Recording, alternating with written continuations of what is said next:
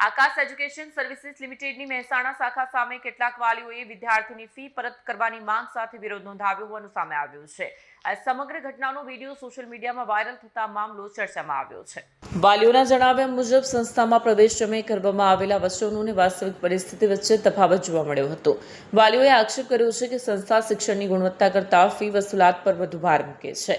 કેટલાક વાલીઓએ એવો પણ દાવો કર્યો છે કે વિદ્યાર્થીઓ અને વાલીઓને તેમની રજૂઆતો અંગે યોગ્ય પ્રતિસાદ મળતો નથી। ફી પરતની માંગ સાથે વાલીઓ દ્વારા શાંતિપૂર્ણ રજૂઆત કરવામાં આવી હતી। જો કે રજૂઆત દરમિયાન 112 જનરક્ષક પોલીસને બોલાવવામાં આવ્યું હોવાનું વાલીઓએ જણાવ્યું છે। વાલીઓનો આક્ષેપ છે કે તેમની ન્યાયસંગત માંગણીને યોગ્ય રીતે સાંભળવામાં નથી આવી। આ દરમિયાન સોશિયલ મીડિયામાં વાયરલ થયેલા વિડીયોમાં વાલીઓ અને સંસ્થા વચ્ચેના મતભેદો અંગે ચર્ચા જોવા મળી રહી છે। બીજી તરફ આક્ષેપોને લઈને સંસ્થાનો સત્તાવાર પ્રતિસાદ હજુ સુધી પ્રાપ્ત થયો નથી।